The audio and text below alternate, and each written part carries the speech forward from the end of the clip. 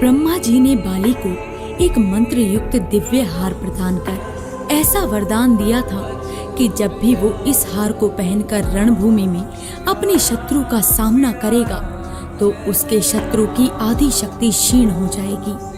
राम भक्त हनुमान प्रभु श्री राम की तपस्या कर रहे थे। बाली की गर्जना से उनकी तपस्या भंग हो गई। रे बाली, तू क्या प्रभु श्री राम को हराएगा? पहले उनके इस तुच्छ सेवक को तो पराजित करके दिखा, तो शायद मैं तुझे मान लूं।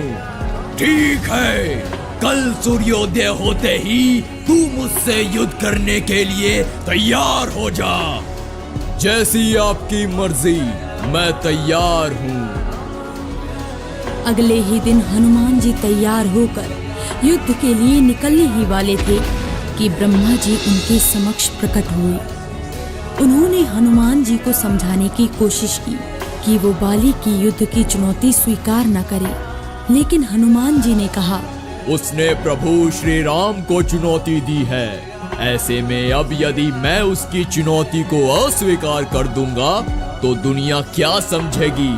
लोग मुझे कायर कहेंगे, इसीलिए उसे तो सबक सिखाना ही होगा। ठीक है, आप युद्ध के लिए जाएं, लेकिन अपनी शक्ति का 10वां हिस्सा ही लेकर जाएं। शेष शक्ति को अपने आराध्य के चरणों में समर्पित कर जाएं। युद्ध के उपरांत ये शक्ति फिर से ले लीजिएगा। हनुमान जी ने ब्रह्मा जी का मान रखते हुए वैसा ही किया। वो अपनी शक्ति का 10वां हिस्सा ही लेकर बाली से युद्ध करने के लिए निकले। इतना कहने पर हनुमान जी ने बाली के सामने अपना कदम रखा। फिर ब्रह्मा जी के वरदान के अनुसार हनुमान जी की शक्ति का आधा हिस्सा बाली के शरीर में प्रवेश करने लगा। इससे बाली को अपने शरीर में अपार शक्ति प्राप्त होने का एहसास होने लगा।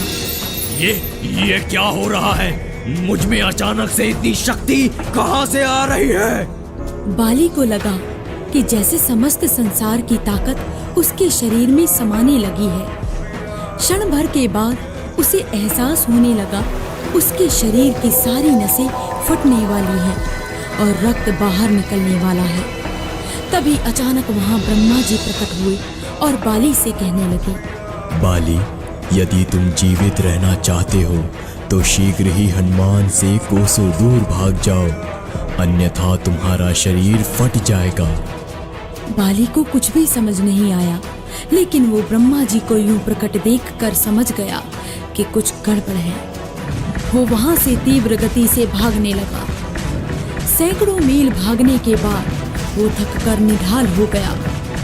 कुछ देर के बाद जब उसे होश आया तो उसके सामने ब्रह्मा जी खड़े थे।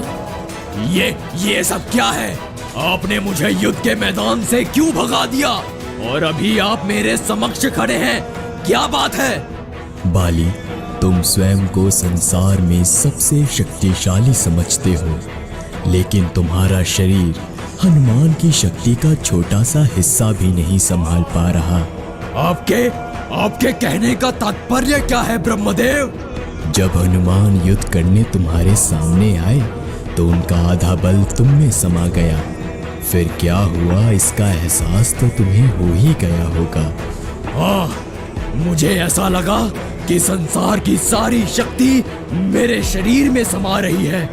ऐसा लग रहा था कि मेरा शरीर फटने वाला है और नसों से खून बाहर निकल आएगा। हे बाली, मैंने हनुमान से कहा था कि वो अपने शरीर की शक्ति का 10वां भाग ही लेकर तुमसे लड़ने जाए।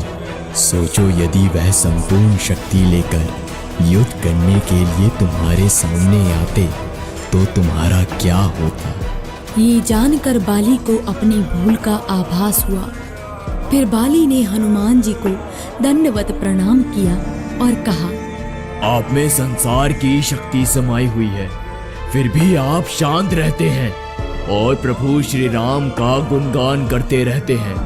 और एक मैं हूँ जो उनके एक बाल के बराबर भी नहीं हूँ।